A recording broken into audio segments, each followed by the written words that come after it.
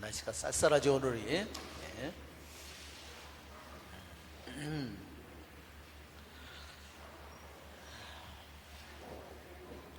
주님의 기도를 하고 시작하겠습니다. 성부와 성자와 성령의 이름으로 하늘에 계신 우리 아버지, 아버지의 이름이 거룩히 빛나시며 아버지의 나라가 오시며 아버지의 뜻이 하늘에서와 같이 땅에서도 이루어지소서. 오늘 저에게 일용할 양식을 주시고 저희에게 잘못한 일을 저희가 용서하오니 저희 죄를 용서하시고 저희를 유혹에 빠지지 않게 하시고 악에서 구하소서. 성부와 성자와 성령의 이름으로 아멘. 예, 오늘은 한 12시쯤 끝내려고 합니다. 오늘이 또 연말이고, 그래서 오늘 연말이라서 송별식이 아니라 송년식 그걸 겸해서 12시쯤에 뭐가 올 거예요. 따끈따끈하게 뭐가 올 거예요 아마. 네. 지난번에 거의 우리가 다니엘서 6장을 거의 다 마쳤어요. 우리가 다니엘서 6장은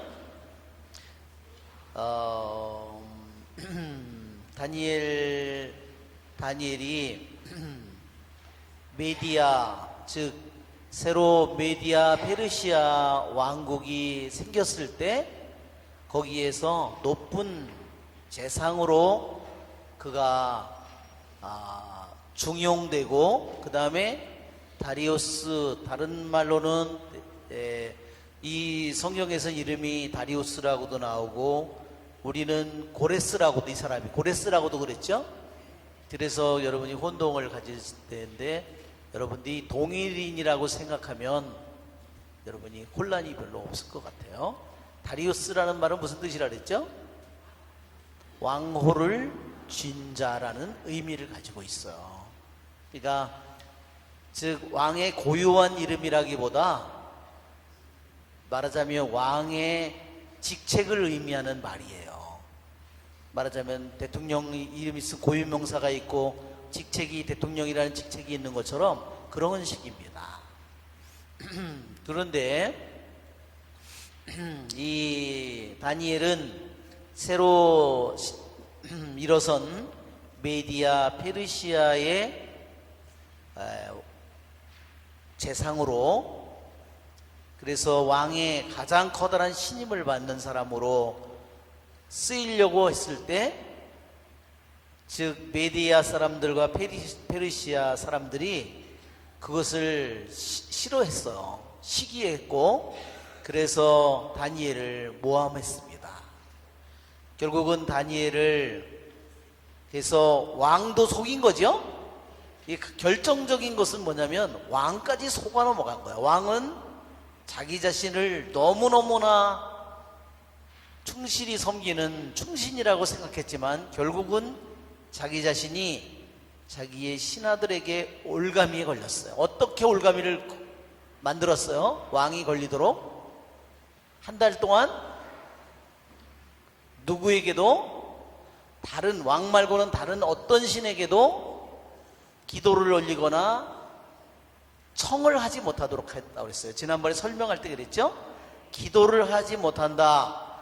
왕 말고는 누구에게도, 왕 이외에는 누구에게도 기도를 못하게, 이 기도를 못하게 한 것은 뭐냐면, 기도를 못한다는 이 의미는 뭐냐면 왕에게 말하자면 왕에게만 간청하게 왕에게만 간청을 하도록 만들고 다른 누구에게도, 즉 어떻게 했어요? 그래서 이 사람들이 어떻게 했어요? 모두 다 메디아 페르시아 왕국의 수많은 백성과 종족들이 작은 나라에 있는 사람들이 와서 모두 다리우스 왕에게 한 가지씩 청을 하면 다 들어준다고 했어요. 이게 그들의 계략이라는 거죠. 너무나 그 바빌론 제국에서 고생을 했던 사람들에게, 수많은 거기에 속해 있는 속국의 나라 사람들에게 너희들이 가장 원하는 거 한 가지씩 간청을 하면, 왕에게 기도를 한다, 다른 말로 왕에게 간청을 하면 무조건 들어준다는 거예요. 그러니까 이게 그러면 어떻게 되겠어요? 왕이 결국은 한없이 높아지겠죠? 백성들에게 사랑을 받겠죠? 그러니까 결국은 이 다리우스 왕이 콕 해가지고, 세상에 어떻게 이 혼란한 바빌론 제국에서 메디아 페르시아 제국으로 바뀐 이 혼란한 시대에 한 달 만에 이 전 메디아 페르시아 제국을 정말로 다리우스 왕 치하에 이렇게 강하게 결속시키고 안정을 시킬 수 있는 이런 묘책이 어딨어? 세상에, 기가 막히다 너희들. 그렇게 생각하고 너무너무 기뻐했는데, 한 달이 지나고 나니까 결국은 어떻게 돼? 며칠이 지나고 나니까 자기가 함정에 빠졌음을 깨달았어요. 그렇죠? 이게 올감이라는 게 그렇습니다. 그렇죠?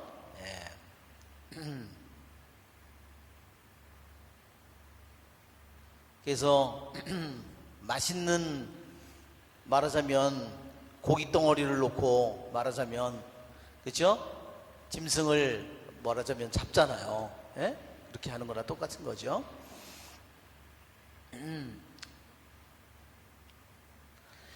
자, 결국은 다니엘은 사자굴에 던져집니다. 그런데 어떻게 사자들이 왜 잡아먹질 않았을까? 그래서 반대자들이 뭐라고 했다고 그랬죠? 배가 너무 부르기 때문에, 그래서 먹고 싶지가 않았다. 내 생각에는 다니엘이 너무 비쩍 말라가지고 늙은 데다가 고기도 맛이 없어서 아마 안 먹지 않았을까. 외국 사람들이 한국에 오면은요, 할머니 뼈다구 감자탕이라고 먹어서 기절을 한대요. 할머니 더군다나 할머니 뼈다귀 감자탕. 세상에.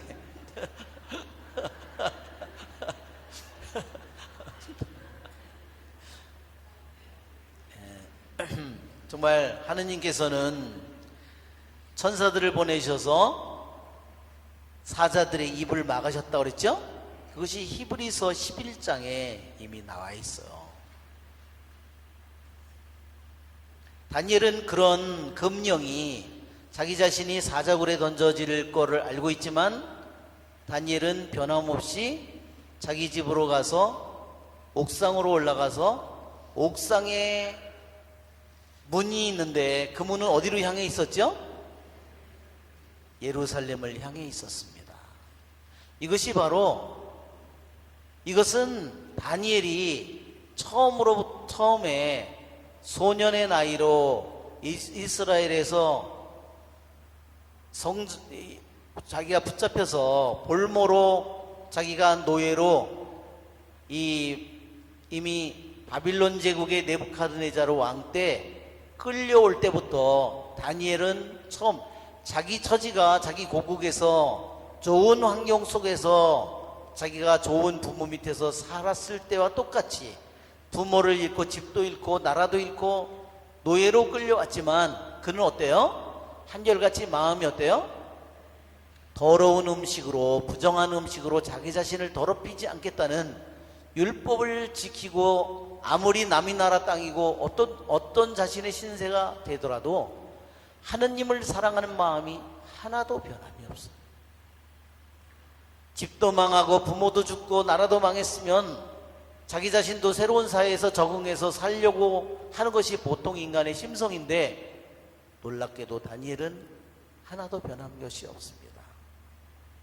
자, 우리 여기에 제가 여기다 하나를 가져왔어요. 노래를 하나를 좀 이따가 제가 한번 노래를 거기다 넣으면,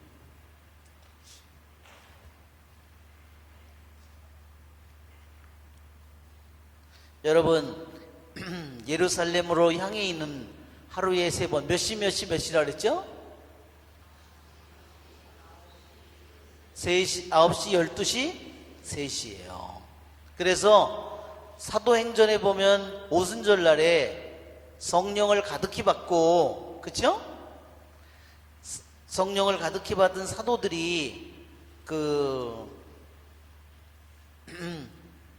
베드로가 일어나서 설교를 하잖아요.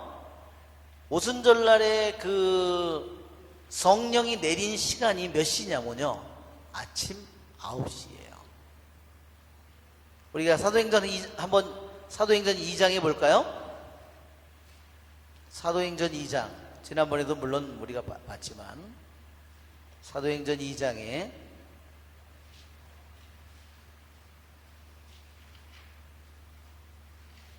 성령 강림 오순절이 되었을 때, 그렇죠? 오순절이 되었을 때 그들은 모두 한 자리에 모여 있었다. 그런데 갑자기 하늘에서 거센 바람 부는 듯한 소리가 나더니 그들이 앉아있던 온 집안을 가득 채웠다. 불꽃 모양의 혀들이 나타나 갈라지며 각 사람 위에 내려앉았다. 그러자 그들은 모두 성령으로 가득 차 성령께서 표현의 능력을 주시는 대로 다른 언어들로 말하기 시작하였다. 그리고서 나서 5절에 그때 예루살렘에 세계 모든 나라에서 온 독실한 유다인들이 살고 있었는데 그 말소리가 나자 무리를 지어 몰려왔다. 그리고 제자들이 말하는 것을 저마다 자기 지방말로 듣고 어리둥절하였다. 그들은 놀라워하고 신기하게 여기며 말하였다. 지금 우리가 말하고 있는 저들은 모두 갈릴레아 사람들이 아닌가. 12절에도 그들은 모두 놀라워하고 어쩔 줄 몰라 하며 도대체 어찌된 영문인가 하고 서로 말하였다. 그러나 너는 새 포도주에 취했군 하며 비웃었다. 그때 베드로가 11사도와 함께 일어나 목소리를 높여 그들에게 말하였다. 14절에 유다인들과 모든 예루살렘 주민 여러분, 여러분은 이 사실을 알아야 합니다.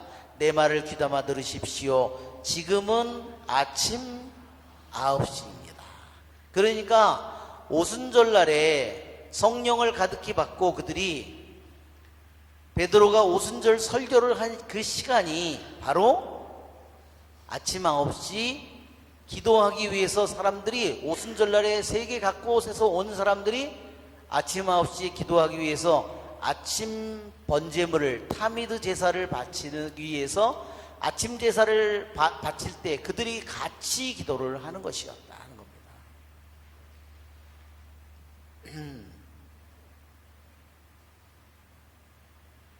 그는 하루에 3번씩이나 기도했다고 그랬어요.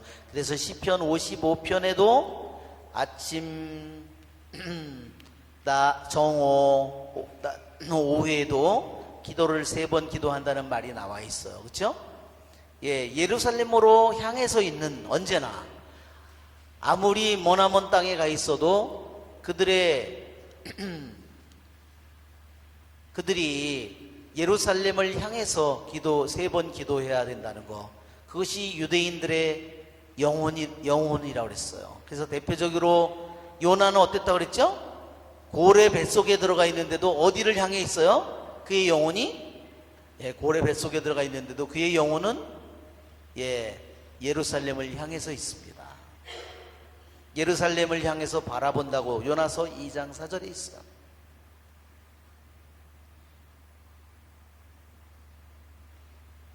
그런데 제가 교부들의 성경을 이거를 찾아봤더니요, 너무나 놀랍게도 교부들이 그 기도를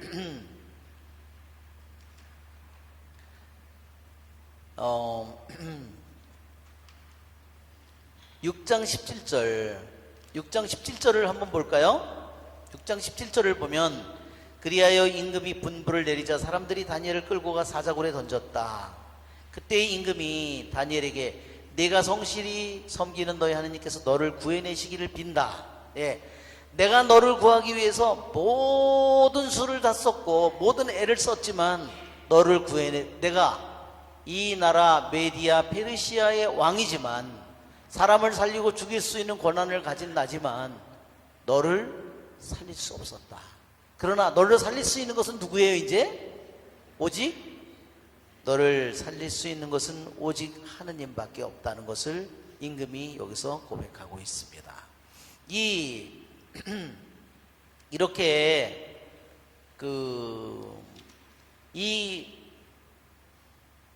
오직 하느님만이 구할 수 있다고 했는데, 여기에서 다니엘은 기도의 정말 모범이에요. 자기의 목숨을 바치고 목숨을 잃더라도 사자굴에 던져진다 하더라도 그는 임금의 금령이 있지만 그는 기도하는 것을 포기하지 않았습니다.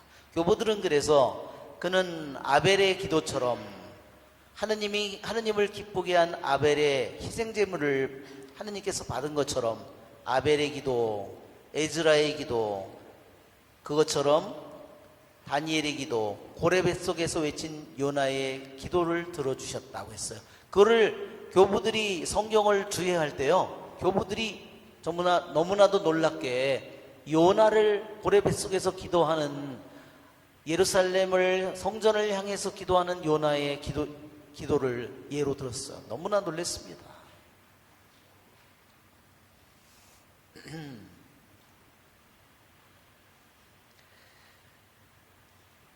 자, 우리 지난번에 26절, 이제 다니엘은 그 다음날 임금의 인장반지로 돌을 굴려다가 맞고 대신들의 인장반지로 봉인했다고 그랬어요. 이 사자굴이 마치도 저수동굴처럼 생겼어요.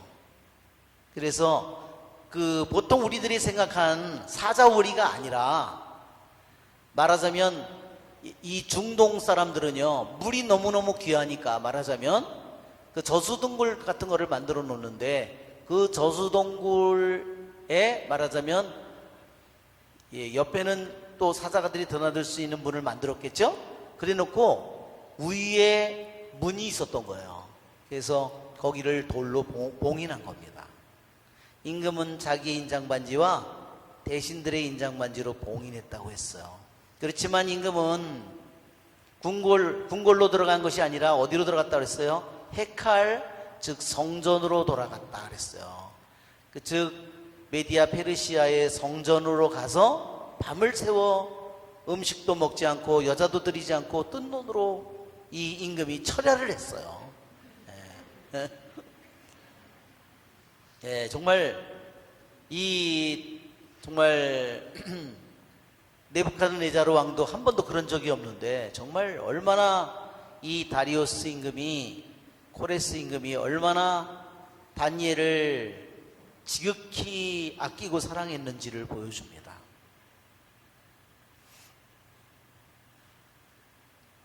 다니엘의 아침에, 날이 보통 임금이 일어나면은 보통 9시라고 했는데 새벽이라고 했어요. 쉐파르파르라는 원어가 이렇게 되어 있는데, 이것은 새벽 6시에 임금이 일어났다 그랬습니다.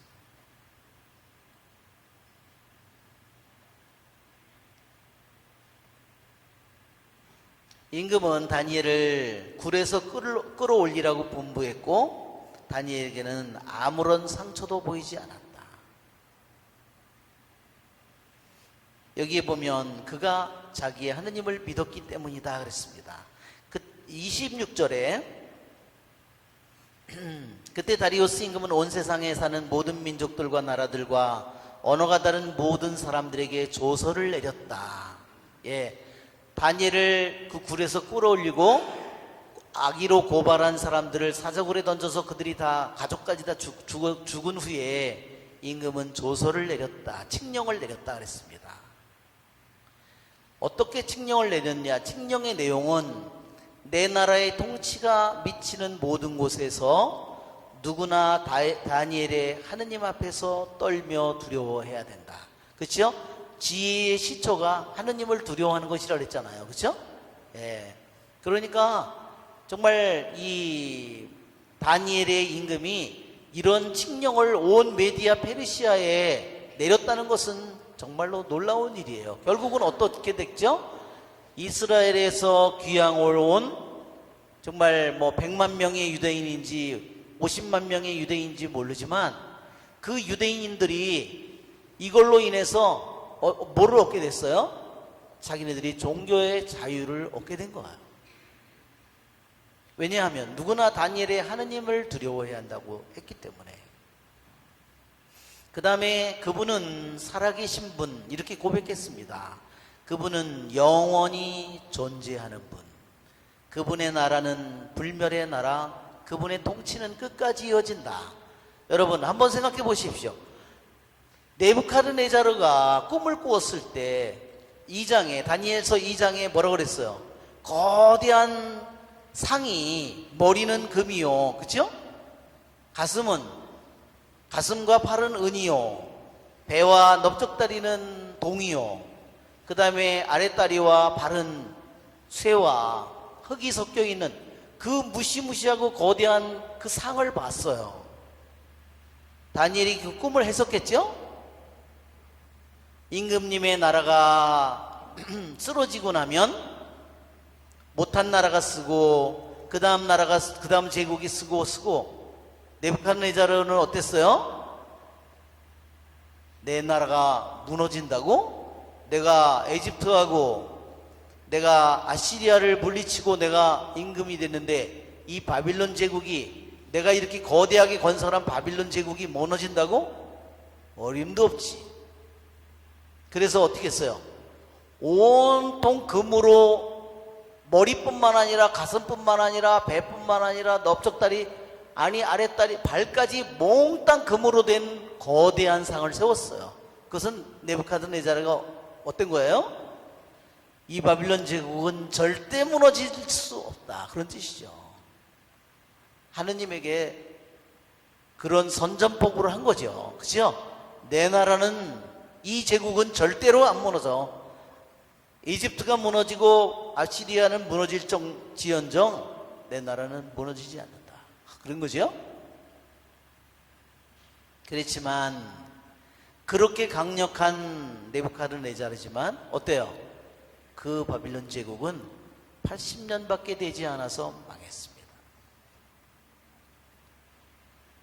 그렇게 강력한 힘을 가진 것 같지만 그 왕은 죽었고, 그 자녀들, 손자들에 의해서 이루어진 나보니두스, 그 다음에 어때요? 벨사살 임금은 예루살렘 성전에서 하느님께 바쳐진 성작으로 술을 먹다가 어떻게 했어요? 손이 나타나서, 그렇죠? 그날로 죽었습니다. 이미 바빌론 제국은 이미 과거가 됐습니다. 그러기에 여기에서 다리우스는 자기는 바빌론 제국의 원래 신하였죠. 자기는 바빌론 제국의 한 조그만한 나라였죠. 그런데 그 나라는 이미 무너졌고 자기가 그 나라의 통치자가 됐어요. 바빌론 제국은 무너질지언정, 그리고 자기가 통치하는 메디아 페르시아는 망하겠지만 언젠가는 쓰러지겠지만 주님의 나라는 언제 어때요? 불멸의 나라고 그분의 통치는 끝까지 이어진다고 했습니다. 그러니까 이 지금 겉으로 보면 이미 이스라엘은 망했고 예루살렘도 성전도 불탔고 다 모든 것이 이스라엘은 끝난 것처럼 보이는데, 그러나 이스라엘의 하느님은 끝난 분이 아니에요. 왜?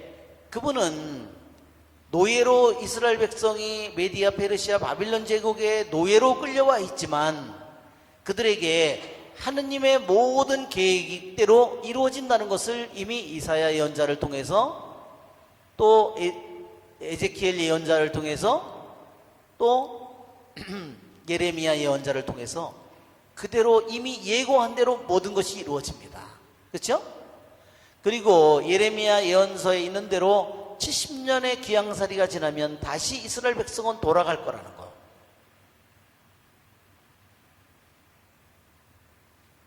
그리고 자기도 하느님께서 이사야 예언서에 있는 것처럼 예언한 대로 자기가 이사야 44장 45장에 하느님께서 예고한 대로 70년 이전에, 150년 이전에 이미 예고한 그대로 자기가 놀랍게도 바빌론 제국을 물리치고 메디아 페르시아의 임금으로 등극했어요. 그러니까 겉으로 보면 세상의 제국이 모든 것을 통치하는 것처럼 보이고 이스라엘은 끝난 것처럼 보이지만 하느님은 살아계시고 하느님은 죽은 것이 아니라, 하느님은 패배한 것이 아니라 하느님은 당신의 손을 숨기고 있어요. 당신의 얼굴을 감추고 있죠. 신명기 31장 18절에, 신명기 31장 18절 에스겔기를 할 때 우리가 봤죠. 신명기 31장 18절을 한번 보세요. 신명기 31장 18절. 너희가 내 계약을 어기면 내 얼굴을 감추어 버리겠다. 그러나 그들이 다른 신들에게 돌아서서 저지른 악행 때문에 나는 그날 나의 얼굴을 기어이 감추어 버리지. 얼굴을 감추는 것 뿐이지, 내 손을, 오른손을 감추는 것 뿐이지 내가 죽은 것은 결코 아니라는 겁니다. 이것이 하느님은 숨어 계신 거예요. 그러기에 그렇지만 그분은 살아계시고 그분은 영원히 존재하시며 그분의 나라, 그분의 통치는 영원히 이어지는 겁니다. 그분은 구해내시고 구원하시는 분, 하늘과 땅에서 표징과 이적을 일으키시는 분, 다니엘을 사자들의 손에서 구해내셨다. 아무리 그들이 다니엘을 죽이려고 모함을 해서 임금까지도 속여서 그런 법을 만들어서 다니엘을 사자굴에 던졌지만 사자들은 떨어지자마자 다니엘을 부수거나 삼키지 못했다 하는 겁니다. 다니엘은 다리우스의 통치 때, 페르시아의 키루스 통치 때 이렇게 하여 성공을 거두었다. 자, 조시폰이라는, 또는 요시폰이라고 하는 이러한 사람의 기록에 따르면 다니엘이 사자굴에서 구출된 후에 임금에게 은퇴를 요청해서 왕이 허락했다.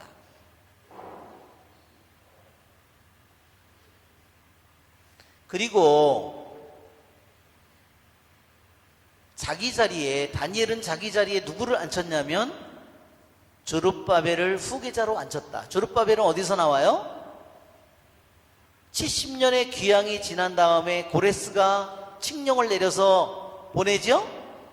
그러니까 바로 이때는 지금 처음으로 메디아 페르시아 고레스 왕이 통치를 한 초창기고, 시간이 지나면 결국은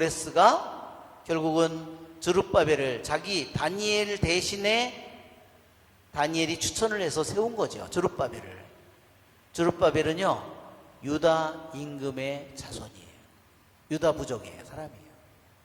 그래서 조룹바벨이 다시 가서 그 성전을 짓기 위해서 돌아갔습니다. 그리고 유배자들이 바빌론을 떠나 유다로 돌아가 성전을 짓도록 할 수,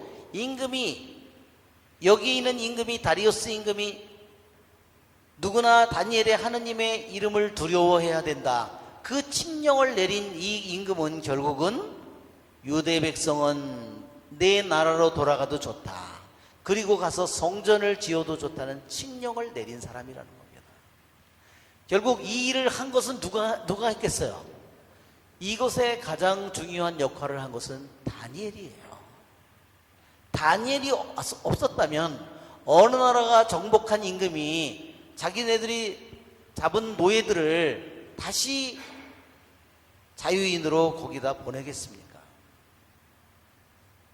그러니까 다니엘은 생애의 마지막 순간에, 자기가 80이 넘은 이 때에 끊임없이 하루에 3번씩 그는 기도하면서 끊임없이 자기 백성이 예레미야 예언자가 말한 대로 70년의 귀환이 끝난 다음에 돌아갈 그 시간을 끊임없이 기다리고 그것을 위해서 기도한 그러한 사람이었습니다. 자, 오늘은 먼저 여기에 그분은 살아계신 하느님, 영원히 존재하시는 분이시다 그랬어요. 여러분 오늘 영어로 된 글을 프린트볼을 줬죠? 꼭 다 여러분이 영어를 이해하지 못해도 괜찮습니다. 자, 거기에 하느님이 영원하다는 말은 무슨 의미를 가졌을까? 네, 저도 프린트물을 하나 주시면 좋겠다. 예, 제가 하도 많은 거를 가져와가지고. 네, 감사합니다. 자, 하느님은 영원하시다.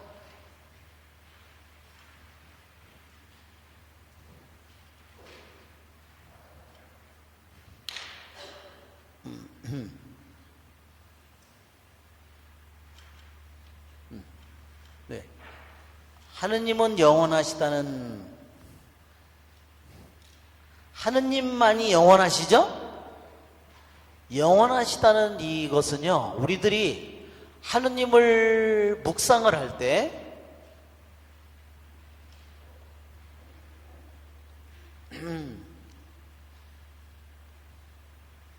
우리들에게 정말 우리들을 끊임없이 하느님의 이 영원하심 속으로 우리를 들어가게 만들어줍니다. 하느님의 영원하심, 다니엘서 2장을 한번 보세요. 다니엘서 2장 20절. 자, 지금 7장에도 보면 오늘 27절에 하느님은 그분은 살아계신 하느님, 임금이 고백하죠. 영원히 존재하는 분. 다니엘서에 2장 20절에 우리가 같이 한번 읽어볼까요? 지혜와 힘이 하느님의 것이니 하느님의 이름은 영원에서 영원까지 찬미받으소서. 자, 하느님의 속성을, 하느님이 어떤 분인가를 얘기할 때, 하느님이 어떤 분인가를 얘기할 때, 하느님의 영원, 하느님의 이 영원성은 너무너무나 중요한 개념입니다. 영혼은 뭘까? 영혼은 시작이 있나요, 없나요? 시작도 없죠? 끝도 없죠? 우리가 성경에 창세기 1장에 한번 1장을 펴보세요. 창세기 1장.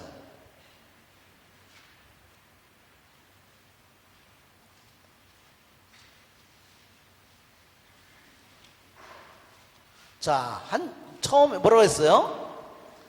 처음에 있네. 이렇게 하느님은 영원하시다 그랬죠? 영원하신 그분은 처음도 없고 시작도 없고 끝도 없어요. 근데 성경에는 처음에 이렇게 됐어요. 하느님이 처음이 있을까요? 하느님에게 처음이 있을까요? 하느님에게 처음이 없어요. 그러면 여기서 처음에라는 말은 뭐를 가리킬까요? 이것은 창조의 시작을 가리키는 거지, 하느님이 처음이 있다는 말은 결코 아니에요. 하느님은 처음이 있을 수 없어요. 이것은 하느님께서 창조된 영원으로부터 계신 하느님, 시작도 없고 끝도 없는 하느님에게는 시작이라는 것이, 처음이라는 것이 도대체가 있을 수 없다. 무슨 소리인지 아시겠죠? 그러면 여기에 말하는 처음은요, 영원으로부터 계신 하느님이 어느 순간에 세상을 드디어 창조하려고 한 그 첫 시간을 가리키는 거지, 어디서부터 시작됐는지 영원히 몰라요. 영원히 있는데 어느 순간에 세상을 창조하기 시작했어요. 그분이 세상을, 우주를 만들기 시작했다는 거예요. 이 순간을 가리킨 거지, 처음이 영원의 처음이 아니에요. 알았죠? 그러면 창조의 처음이에요. 교부들은 그래서 어떻게 해석하냐면, 처음이라고 하는 것은 뭐냐? 하느님 말고 처음이 있을 수 없다는 거예요. 하느님 말고 처음이 어디 있어요? 없어요. 모든 것이 하느님께로부터 나왔기 때문에, 영원으로부터 계신 하느님께로 나왔기 때문에 한 처음은 하느님일 수밖에 없다고 그랬어요. 자, 그러면 영원이라고 하는 영원은 무엇일까? 정말 이 영원이라는 말은요, 너무 깊은 의미를 지녔습니다.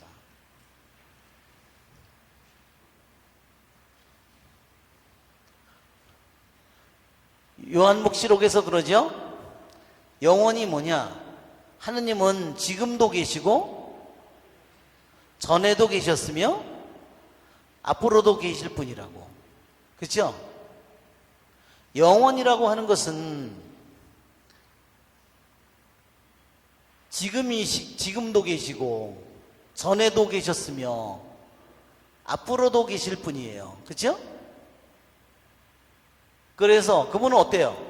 변동이 있을 수 있나요? 우리에게는 인간은 어때요? 우리는 매일 똑같은 것 같은데 우리는 한 번도 똑같은 적이 없어요. 왜? 우리의 몸에 있는 세포는 끊임없이 생성되고 내 안에서 노화돼요. 그렇죠? 예, 하루에도 비듬이 얼마나 많이 새로 생기는지 몰라요. 때가 얼마나 많이, 그리고 새로 뭘 먹으니까 또 저기를 하죠? 이 속으로 들어가죠? 곱창 속으로 들어가고 또 뒤로 나오고, 그죠? 뭔가가 끊임없이 생성되고 또한 세포가 혈액이 생기고 또한 또 죽어가지 한편으로.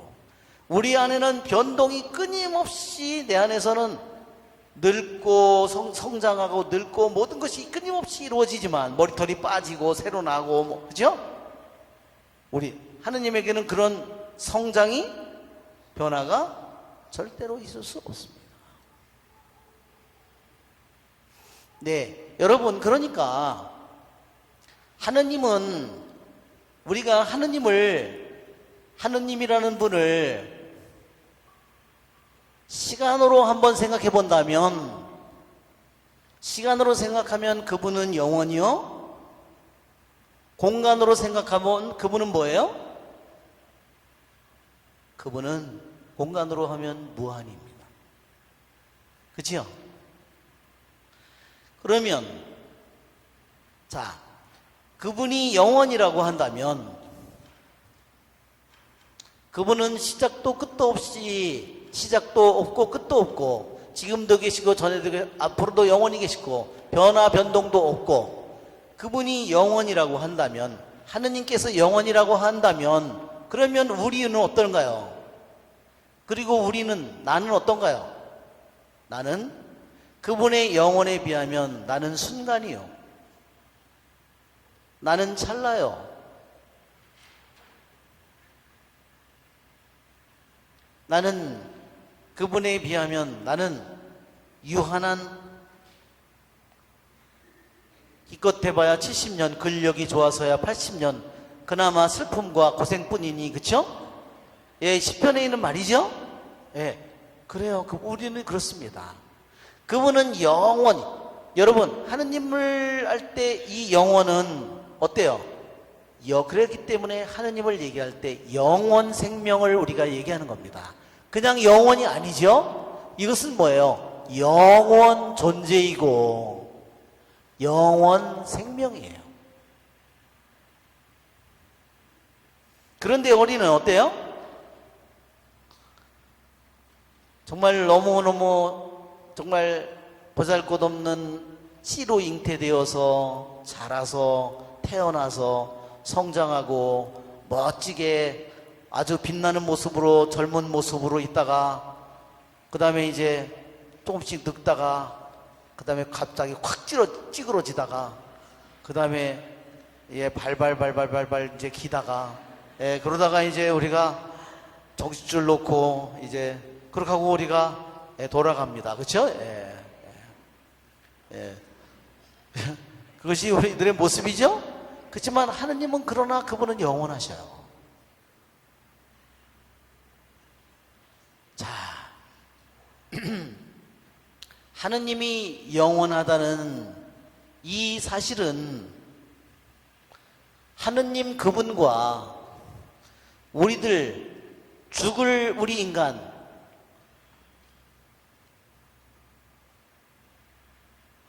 우리들 자신을 영원히 그 안에 있는 무한한 간격을 우리에게 느끼게 해줍니다. 여러분, 그쵸? 온 세상에 있는 우주든 10억 년이 됐건 100억 년이 됐건 태양이 100억 년을 살든 그 이상을 살든 태양도 언젠가는 생성소멸을 길을 가고 있는 거죠?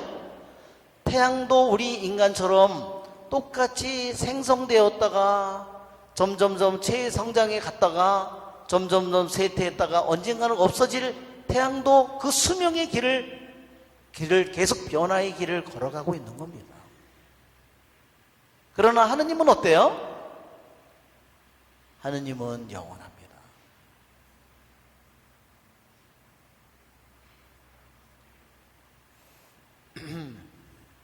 여러분, 그러기에 우리는 하느님이 영원하다는 이 사실은 우리들 하느님을 믿는 우리들에게 하느님의 영원하심이라는 사실은 우리들이 끊임없이 바라보고, 그렇죠?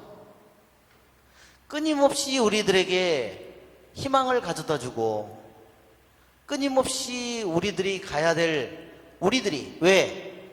영원으로부터 우리가 왔으며 다시 우리는 영원으로 되돌아갈 것이기 때문에, 그렇죠? 영원한 창조주이신 하느님 말씀으로부터 우리 모든 세상이 창조되었죠? 로고스인 말씀으로부터 세상이 창조되었죠? 그분에게서 모든 것이 나왔고 우리 세상 우주 모든 것이 그분에게서 나왔어요. 그분의 말씀으로 나왔고 다시 그분에게로 돌아갈 거예요.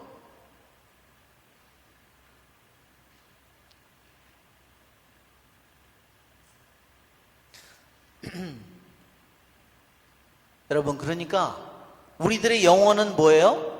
우리들의 영원한 존재이신 하느님은 어때요? 우리들의 부모님이에요. 우리들의 육신의 부모는 이 세상의 부모이지만 이 하느님은 어때요? 우리들에게 인간을 하느님의 모습을 따라서 육체도 설계하고 정신 혼도 설계하고 영도 설계하고 그 모든 것에게 질서를 주었고 그 모든 것에게 육신 오간 능력 하나하나 모든 것에게 능력을 주었고 그것이 어떤 법에 따라서 움직여야 되는지 어떤 본성을 넣어주었고 그 안에 모든 힘을 넣어줬고 질서를 넣어줬고 방향을 넣어줬고 이 모든 것들을 넣은 우리들의 영원한 부모예요. 그렇죠, 여러분? 네, 그러니까 우리는 하느님 그분이 나의 영원한 참된 우리들의 주인이심을 우리는 알게 되는 겁니다. 그러니까 하느님의 영월성을 생각할 때 우리는 어때요? 나는 이 세상을 어때요? 나는 현재를 살아가지요. 우리는 끊임없이 내 인생이 70년 80년이라 하더라도 나는 맨날 순간순간을 찰나찰나를 살아요. 그런데 하느님은 어때요? 영원 존재이고요. 하느님은 영원 현재입니다. 하느님이 영원 현재라는 영원 존재라 영원 생명이라는 걸 생각해봐도 우리는 한없이 나의 마음이 행복해집니다. 하느님이 영원 현재라는 걸 생각해 보세요. 하느님에게 과거가 있을까요? 하느님에게 말 못할 과거가 있을까요? 그런 일이 있을 수 없죠? 하느님이 기억하지 못하는 과거가 있을 수 있을까요? 하느님은 너무 크시기에 그분에게는 모든 것이 아무리 100억 년이 지나도 그분에게는 영원한 현재입니다. 그렇죠? 그분의 지혜 속에서 그분의 전능함 속에서 그분이 모든 것에 현존하는 그 하느님의 현존 속에서 모든 것은 현재입니다. 여러분 한번 생각해 보세요. 하느님은 영원한 현재다. 여러분, 현재 나는 우리는 인간을 현존재라고 그래요. 현존재. 즉 우리는 맨날 어떻게 살아가냐면 now and here로 산다 이거예요. 나는 맨날 여기서 살지, 지금 내가 있는 동안에 여기서 살지, 내가 동시에 다른 곳에서 있을 수 없어요. 그죠? 한순간에, 지금 이 순간에 나는 여기 있을 뿐이에요. 근데 하느님은 그럴까요? 하느님은 지금이지만 어디에나 계실 수 있어요. 나는 정말로 한 현존재, 이 칠판 전체가 하느님이라고 하냐면, 칠판 전체가 하느님이라고 한다면 나는 하나의 먼지에 불과해요. 나의 현재 여기 있는 나, 순간순간 현재를 선재를 살아가는 나는 이 전체가 하느님이라고, 끝이 없는 저기가 하느님이라고 한다면 나는 어느 순간에 햇빛이 딱 비치면 방 안에 너무 깨끗해 보이는데 먼지가 그 안에 수많은 햇빛의 먼지들이 보이죠? 이 먼지가 우리 방 안에 있는 먼지가 수를 셀 수가 없죠? 그 작은 먼지가, 그게 인류의 모습이라고 한번 생각해 보세요. 그리고 하느님이 빛이라고 한번 생각해 보십시오. 내 존재가 하느님의 무한한 빛 앞에 내 존재가 떠돌고 있는, 크기도 알 수 없는 너무나 작은 먼지와 같지만 하느님은 영원한 현재로 우리를 바라보고 계셔요. 나는 지금 끊임없이 나는 변화하고 순간순간 죽을 길을 끊임없이 나는 걸어가고, 나는 현재의 이 좁은 공간 안에서 지금 짧은 이 순간에 이 순간만을 나는 하지만 내 자신이요, 한번 생각해 보십시오.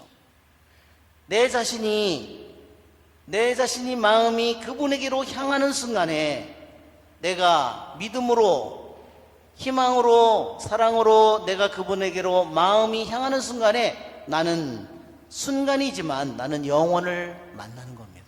여러분 생각해 보십시오. 내가 찰나 순간 속에 있는 죽을 인간이 어느 순간에 영원 속으로 진입한다는 거예요. 이것이 하느님의 영원 현재입니다. 영원 생명입니다.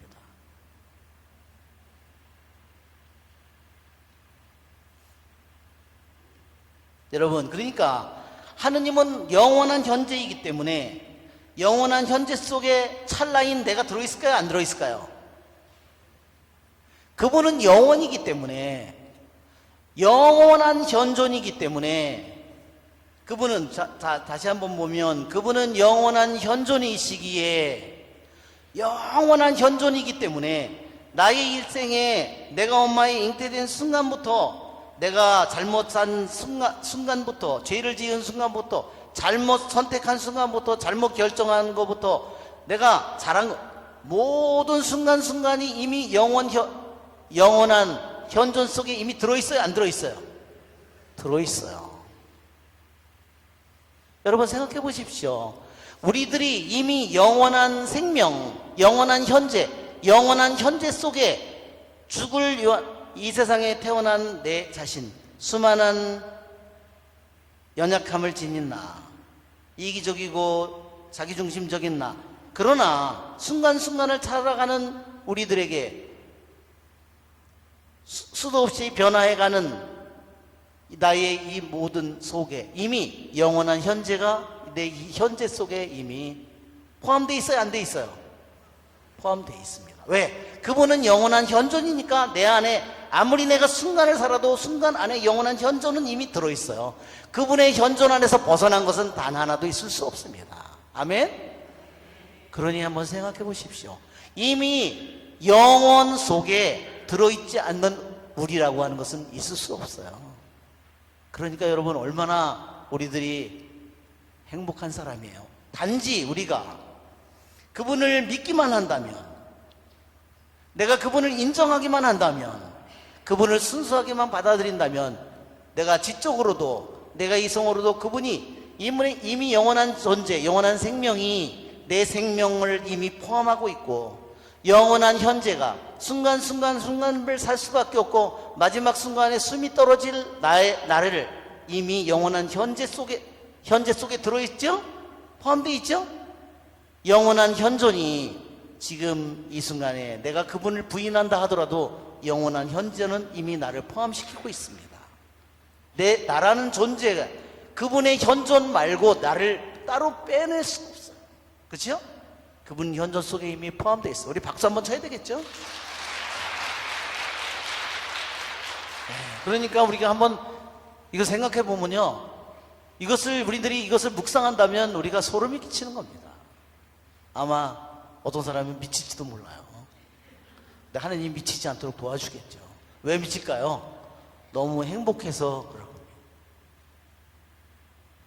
그죠? 네. 그러니까 우리는 이미 그분 속에, 영원 속에 이미 순간 찰나를 사는 우리, 죽을 유한한 우리는 이미 영원 속에 포함되어 있습니다. 왜? 창조를 통해서 이미 그분의 존재 자체를 통해서 이미 우리는 그 안에 포함되어 있어. 네, 정말 신나는 일이죠.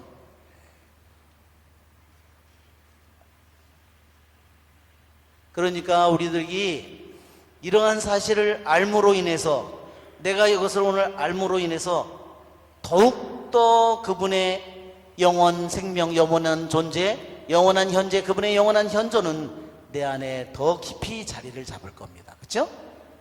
그러나 내가 또 온다나 믿음으로 그것을 내가 믿고, 순수한 믿음으로 그분을 믿고, 희망으로 그분을 원하고, 사랑으로 그분과 하나가 되고자 한다면 그분의 영원한 생명, 영원한 현재, 그분의 영원한 현존은 더욱더 내 안에서 강하게, 내 안에서 역사할 겁니다.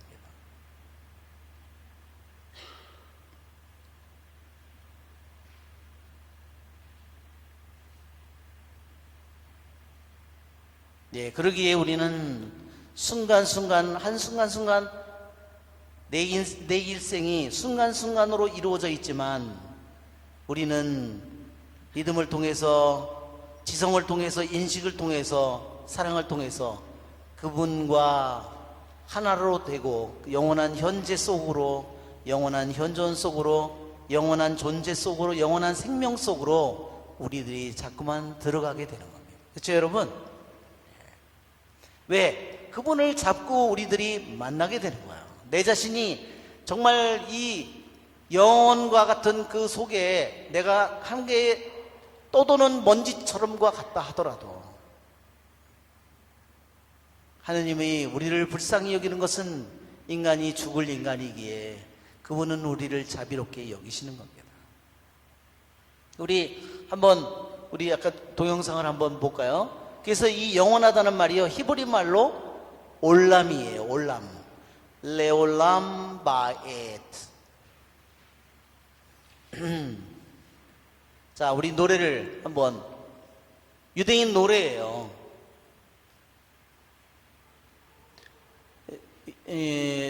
우리 조금 전에 내가 가져왔던 영상, 지금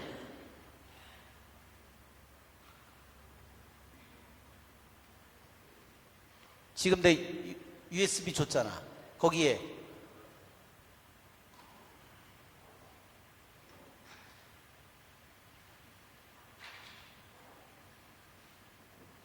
아도나이 이물록이라고, 아도나이 이물록. 자, 맨 위에 왼쪽에. 자, 유대인 노래입니다. 진짜자 진짜 군짜자 군짜 군짜자 군짜 삐띠디. 예, 태양이 더 이상 비추지 않는다 하더라도, 파도가, 괜찮아, 좀 더 크게, 파도가 더 이상, 바다에 파도가 치지 않는다 하더라도, 공중의 새가 더 이상 노래하지 않는다 하더라도, 다시 겨울이 봄으로 이어지지 않는다 하더라도, 그러나 우리의 왕이신 주님은 영원하십니다. 그분은, 그렇죠? 이 세상이 멸망한다 하더라도 하느님만은 영원하시죠.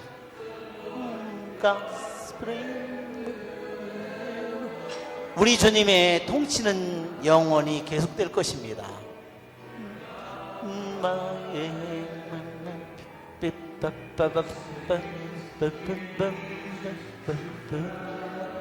이스라엘 백성은 에집트에서 노예였고 파라오는 왕이었는 동안에도 하느님은 영원하시. 이스라엘 백성은 적들에게 숫자 비교도 안 되었을지라도 이스라엘 백성이 버려지고 그랬다 하더라도 하느님 왕이신 그분만은 영원하십니다. 그렇죠? 예, 이스라엘 백성은 에집트에서 노예로 있고 파라오는 왕이었지만 그래도 하느님은 영원히 왕이시다는 겁니다.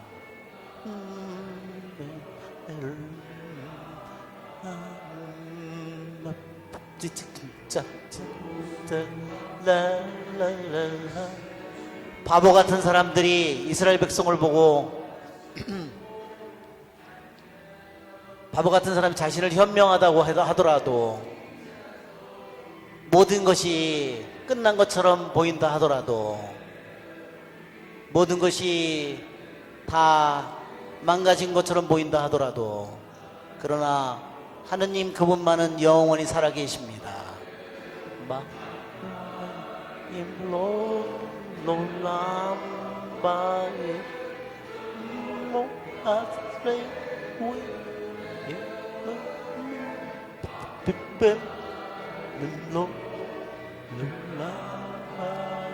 우리 주님 그분만은 영원히 영원한 주님이십니다.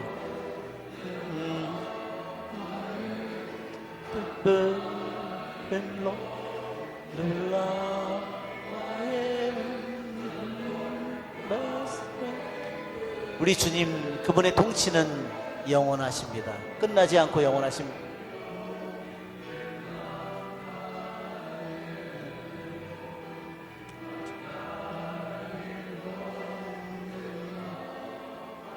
예, 여러분 그래서 다니엘은 정말 나라도 망하고 성전도 불타고 다 부모님도 죽고 그렇죠? 예, 자기네는 노예로 끌려와 있지만 그래요. 어때요? 하느님만은 영원히 살아계시다는 겁니다.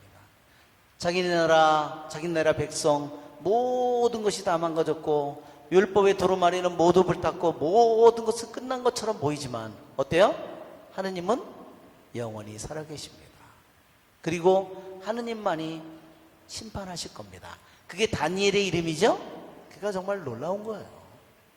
그래서 내 상황이 아무리 나쁘고 내 상태가 아무리 안 좋다 하더라도 하느님만이 영원히 살아계시다는 것을, 그렇죠?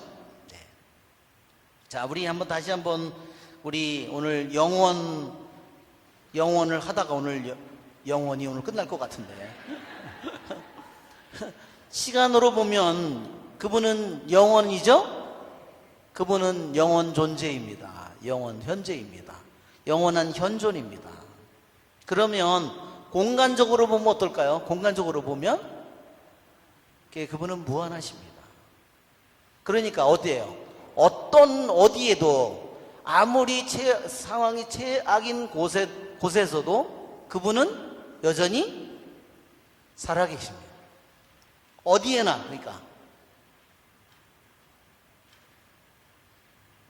아무리 상황이 안 좋은 그러한 상황 어디에서나 그분은, 그러니까 그분의 이 크심 안에 우리 세상은 이미 거기에 포함되어 있어요.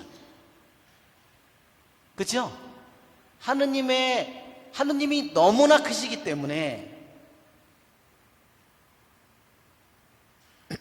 그분 안에 포함되어 있지 않는 것이 단 하나도 없어요. 그분을 피할 수 있는 것이 아무것도 없어요. 그래서 시편 110편 지옥에 내려간다 해도, 그렇죠? 세상의 어디 끝에까지 간다 하더라도 그러나 하느님은 거기에 계십니다. 그것이 바로 하느님의 시간과 공간으로 보면 바로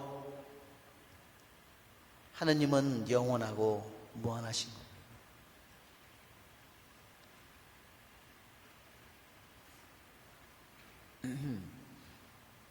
여러분, 하느님이 영원한 현재라는 것을 우리들이 생각한다면, 그래, 나의 과거, 그때 내가 너무 내가 잘못해서 영원히 되돌릴 수 없는 내가 실수를 저질렀다. 잘못을 했는데. 그러나 나에게는 끝난 일이지만 하느님은 어때요? 하느님이 내가 50년 전에 내가 잘못한 이 40년에 잘못해서 그 일이라 하더라도 하느님에게는 그게 뭘까요? 현재입니다. 그렇죠? 나에게는 과거이지만 하느님에게는 그게 뭐예요? 영원한 현재입니다. 한번 생각해 보십시오. 그러니까 성경의 말씀은 2000년 전에 예수님이 우리에게 한 말씀이지만 2000년 전의 역사상의 말씀이지만 그 말씀은 나에게는 2000년 전이지만 주님에게는 어때요? 지금도 현재입니다. 여러분 아시겠죠? 그분에게는 지금도, 그분은 영원한 현재이기 때문에 그 말은 내가 하느님의 말씀을, 복음을, 독서의 말씀을, 구약의 말씀을 내가 읽는 순간에 그것은 다시 영원한 현재입니다. 그렇죠, 여러분? 그러니까 우리가 성경을 읽을 때 하느님이 현재화된다고 하는 겁니다. 근데 어떤 사람들은 그걸 못 믿는 거예요. 왜 그럴까요? 너무나 인간적인 생각 때문에 그렇겠죠. 하느님이 영원한 현재이고 영원한 현존이라고 생각한다면, 내가 아무리 잘못한 내가 과거의 나의 삶이라 하더라도 내가 영원한 현재인 내 30년 전 나에게는 과거이지만 하느님에게는 영원한 현존 속에서 내가 들어가서 그분 안에서 내가 치유를 받을 수 있고 그분 안에서 용서를 받을 수 있고, 그렇죠? 그분 안에서 내가 새로워질 수 있고 창조될 수 있습니다. 그것이 하느님의 현존이고 하느님의 영원성입니다. 예, 그렇죠? 그러니까 정말 하느님의 이러한 하느님의 영원하심을 우리들이 생각해 보면, 여러분 그래서 묵상을 할 때 한번 하느님의 영원한 존재, 영원한 생명, 영원한 현재, 하느님의 현존, 영원한 현존을 한번 묵상을 자주 해보세요. 하면 할수록 어떻게 될까요? 여러분이 더 어느 순간에 혼이 나가는 거예요. 왜 그럴까요? 탈혼이 되듯이 영혼 속으로 내가 들어가겠죠.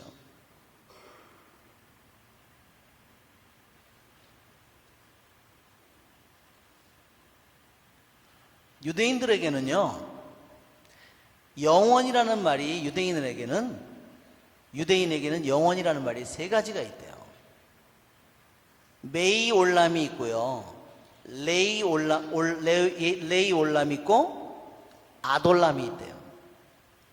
그게 뭐냐면 유대인들이 올람을 얘기할 때, 올람은 아까 영원이라 그랬죠? 이거를 얘기할 때 과거로부터 현재까지의 올람을 얘기하고요, 또 지금서부터 세상 끝날까지의 올람을 얘기합니다. 즉 과거로부터 지금까지 온 올람이 있고요, 지금서부터 영원한 이 올람, 영원에서 영원까지라는 말을 유대인들이 쓸 때 이렇게 얘기해요. 끝을 알 수 없는 과거로부터 지금까지의 올람, 그렇죠? 끝을 알 수 없는 것부터 지금까지 온 시간은 누구에게서 왔어요? 하느님. 이것도 영원이고요, 언젠가 끝이 없는 이것은 뭘까요? 처음, 이것은 하느님이죠. 시작도 끝도 없는 하느님이죠. 그 다음에 이 끝은 뭘까요? 끝도 없는, 이것도 다시 하느님이죠. 그러니까 하느님, 처음도 하느님이고 끝도 하느님이에요. 그것이 바로 영원에서 영원까지, 그게 하느님의 이름이에요. 영원에서 영원까지.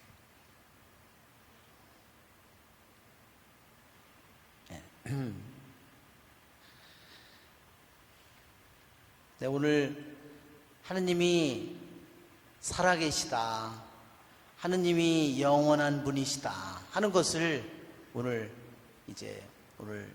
지금 6장에 지금 27절에 있고 다니엘서의 2장 20절에 있었기 때문에 하느님의 영원이 뭔가, 오늘 하느님의 영원성에 대해서, 하느님의 이 영원은 우리들의 이 순간, 우리들의 인생의 현재 순간 내 영원 순간순간이 정말 이 먼지 같은 거예요. 우리들의 현재 이 순간이 먼지 끝없이 먼지처럼 내 순간이 전멸하듯이 그런 존재라 하더라도 하느님의 이 영원 속에 우리를 포함시키고 담고 계시다는 겁니다. 예, 여러분, 하느님의 영원하심은 정말 기가 막히죠? 다시 한번 우리 하느님의 영원하심을 우리 찬미하면서, 우리 찬미하는 마음으로